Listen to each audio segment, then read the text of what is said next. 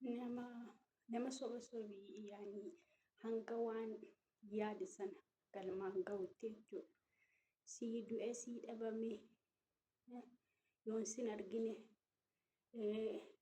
nyaachuun natti hin tolu, dhuguun natti hin tolu, maal ta'uun natti hin tolu ምናምን kan jedhu baay'ee nagarrama. Akkuma wallaahi yoo nu of kabajnee jenne jechuudha namni nu kabaja jechuudha. Akkuma nama akkasii amantanii jechuudha. Nama akkasii nama bakka hanga yaani asii du'e sii dhabame yoo an sin arganne yoon si akkanan taane bakka an jireenyan barbaadu ofan ajjeesa halkan hirriba hin qabu guyyaa namaa wajjin haasa'uun natti hin tolu maal ta'uun natti hin tolu ምናምን kan jedhu wallaahi irraa of eeggadhaa. Nama akkasii sun jechuudha hanga harka keessaan sin geewwatutti jechuudha. Kanaafuu nama akkasiirraa of eegaa isiniin jedha. Namni yoo nama barbaade jedhee yoo nama jaallatee jedhe jechuudha waa danuu hin haasa'u jechuudha. Tagbaariidhaan wanta hundayyuu jaallas kabaja sii qabus yaani garuma keessatti qabate jechuudha. Bakka waan sana bakka yaani si barbaada miti manaan si geewwachuudhaaf cinqama malee jechuudha. Hadha bakka bakkee irratti jechuudha akka nam tokko jechuudha. Yaani bakkeetti bakka sii du'e sii dhabame yoo sin argineerra nyaachuun natti hin tolu, dhuguun natti hin tolu, hirribni nan qabu, ani bakka akkana ta'e maal ta'e ምናምን jedhu hin amaninaa isiniin jedha akka kan kootti. እና አሰላሙ አለይኩም ወራህመቱላሂ ወበረካቱ akkam jirtu daawwattoota kabajamtoota kan koo akkam nagaadhaa jirtu fayyaadha jajjabaattu alhamdulillahi rabbil aalamiin nagaa kan kooti bakka isin jirtanutti rabbiin nagaa isin haa godhu kan amantii biraas akkam jirtu fayyaa keessanii nagaadhaa jirra akkam jajjabaattu miti alhamdulillahi rabbil aalamiin nagaadha galanni isaa hin badiin jedha. Waa tokkotu yinantii jennaan ni bakka yaani wanti kun bakka yaani nama danuura gagga'eera jechuudha. Nama bakka sobee nu warri gannootaa kun jechuudha. Yaani shamarroonni jechuudha.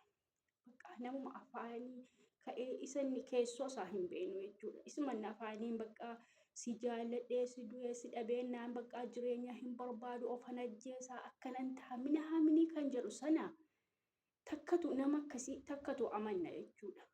Nu bakka yaani ofii keenya yoo jaallannes jechuudha. Jaalala dhugaa jaallanna malee jaalala sobaa hin jaallannu jechuudha. Kanaafuu gisee namni tokko dhufee siin jaalladha sii du'ee sii dhabame siif akkana ta'e siifan akkana of godha minaaminii jedhu dhugaa nutti fakkaata jechuudha. Dhugaa miti wantichi kun. Namni akkasii kuni wallaahi hanga harka keessanii waan barbaadu sana harka ofiitiin sin geewwatee waan barbaadu sana argatutti jechuudha. Gaafa harka keessa isin dhugaa jettanii nu hin beektu sin hundi keessanii jechuudha. Nu kabaja maatii kabaja kan keenya mana qabannee abbaa manaa gaariidha argannee mana qabannee ilmoo argannee ilmoo keenya maatii haadha gaarii taanee abbaa gaarii ta'ee jiraachuu barbaannala. Kabajamnee mana keenya jiraachuu barbaanna miti. Bakka gisee namni tokko dhufee sitti fakkeessee sin jaalladha siifan du'a siifan akkana ta'a minaaminii jedhu jechuudha. Dhugaadhuma seena jechuudha. Nu silaa bakka bultii kan keenya bultii bareedaa ijaarrannee jiraanna yaadna miti. Yaani bakka akka hin taane jechuudha. Namni eenyinuu jechuudha. Akka hin taane bakkeetti akka hin taane olii gadi fiiguu hin barbaadu. Dogongora yookaan dogongorri tokko dhufee namti hin taane kanumti akkanaa kun dhufee sin dogongorsee nama dogongorsee yoo jedhe malee jechuudha. Eenyuun keenya iyyuu jechuudha. mana horannee abbaa mana gaarii yoo arganne jenne mana horannee bultii gaarii ijaarrannee jiraannaa jennee yaadna gizee kamiyyuu jechuudha. Kanaafuu gizeen amma akkasii sun dhufee jedhu dhugaa hin seenaa jechuudha. Ofii keessan waan qulqulluu waan khayrii yaaddanuuf namni hundinuu yoo akkana yaada hin seenaa. Namni bultiidhaan immoo sin barbaade jedhu immoo jechuudha. Wallaahi bakkeetti si jaalladhee si du'e minaamini jechuu hin dhaqu jechuudha. Bultiidhaaf si barbaade miti bakka yaani si gaafachiisa yookaan gooddinyotaan si gaafachiisa. Sin jaalladhaa akkana bultiidhaaf si barbaada. Kan bultii wajjiniin bultii horachuudhaaf fiqaadinyaa hin taataa jedhee sin gaafata jechuudha. Sin gaafachiisa jechuudha. Ofii sin gaafachuu sodaate jechuudha. Namni tokko kan yeella'u hin jira jechuudha. Dhiira keessas hundaa miti dhiirri jechuudha. Tokko malee hundaa miti kan akkuma keenya bultii nagaa bultii haala shari'aatiin bultii ijaarratee jiraachuu barbaadu nama danuutu jira jechuudha. Hunda hin jedhu tokko darbee darbatamaan jira jechuudha. Kan waan biraatiif jedhee sobee waan biraa barbaade jechuudha. Si jaalladhee siif du'ee bakka jireenyi natti tolaa hin jiru yoon si dhabee jedhe jireenya hin danda'u of hin balleessaa maalan godhaa of hin fannisa yookaan makiinaa jala nubbisa minaamni kan jedhu suni soba wallaahi an jechuudha. Lafa kaasee intini jedhaan jiru. Wama anarra ga'een dubbataa jechuudha.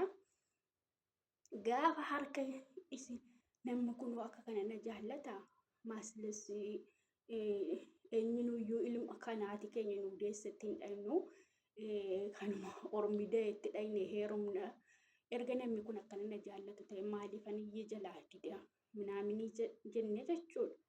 Bakka intini jennaa jechuudha. Ishi jenna jechuudha. Na video kan ko hanga macarrashaa irratti isinitti hima waan narra akka waan irratti waan kana dubbadheef jechuudha. Nan arga jechuudha. Nan argasi bakka anarras yaani wanta akkasii ga'e garuu miidiyaa irratti gadi bahee waan narra gaga'e kana sana jedhee tokko lamaan baasuu hin barbaadu jechuudha. Maaliif jennaan bakka hin jira miti gara fuulduraatti ijoolleen kan koo haati kan koo akkana taate minaamni bakka waan akkana keessa dabarfate minaamni jechuu hin barbaadu. Yaani jechuun yaani ani waa godhe jechuu utuu hin tahin bakka siiftii abbaa sanaatiifis jechuudha.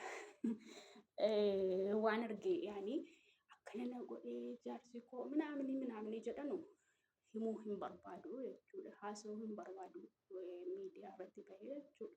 Maaliif jennaan ijoolleen kan koo jechuudha. Gaafa yaani viidiyoo kana ilaalanii minaamni jedhanii waan akkanaa kana keessa daddabarfattee cinqii akkanaa kana keessa dabarfattee as geessee minaamni jedhanii booddee qalbiin jara rabbashamurra an himachuu dhiise rakkoo waan jiru sana ofumaa kan kooti. Yaani garuma kee wadhaan kan jirutti jiraachuu fedhaa jechuudha. Innaa kanaafuu isin immoo of eegaa. Namni yoo ilaama wallaahi hundi keenya yoo jechuudha. Yoo kaanii namni tokko afaan laafee dhufee sin jaalladhaa sin dhabame minaamni jedha jechuudha. Wallaahi bakka irraa hin jennu jechuudha. Hin xaqaawwamnu jechuudha. Dhugaadhuma nu jaallatee dhugaadhuma jennee fudhannaa jechuudha. Kanaafuu isin wantan isinii himuu barbaade jechuudha. Hin amaniinaa nama akkas siifan du'a siifan dhabama yoon si dhabee jedhe ofin ajjeesa hin jiraadhu an jireenya hin danda'u minaamni kan jedhu hin amaniinaa isiniin jedha. Laayikii sabiskiraayipii sheerii naa godha hanga macarrashaatti na dhaggeeffadha. Garuu nu kun baay'ee wal guddisuu hin barbaannu jechuudha.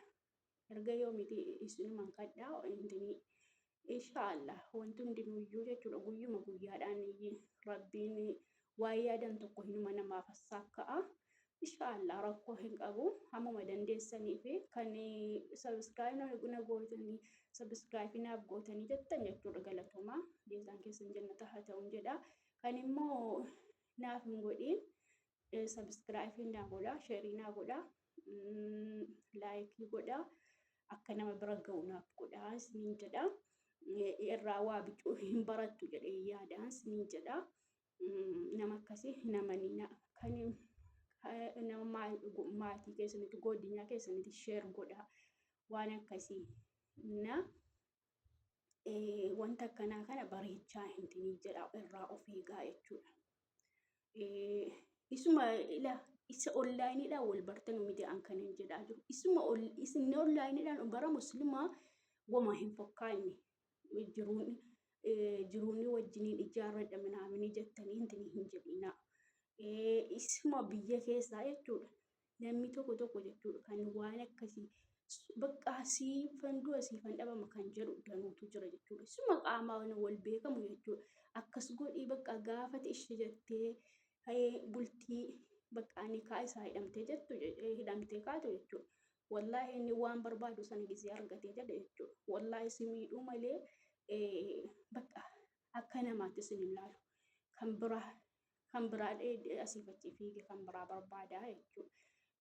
Isa onlaayiniidhaan immoo silaayyuu miidiyaarraa minaamini waan arge imoorraa walitti dhufanu an baay'ee gadi naan fudhatamu.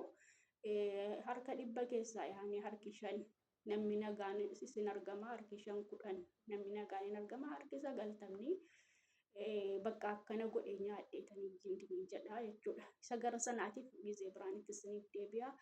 Ammaaf na jajjabeessaa sheerii laayikii subscribe hamma macarrashaatti ilaalaa. Assalaamu alaikum warahmatullahi wabarakaatu. Sinittan dheeressuu bicuudhumaan waraabaa.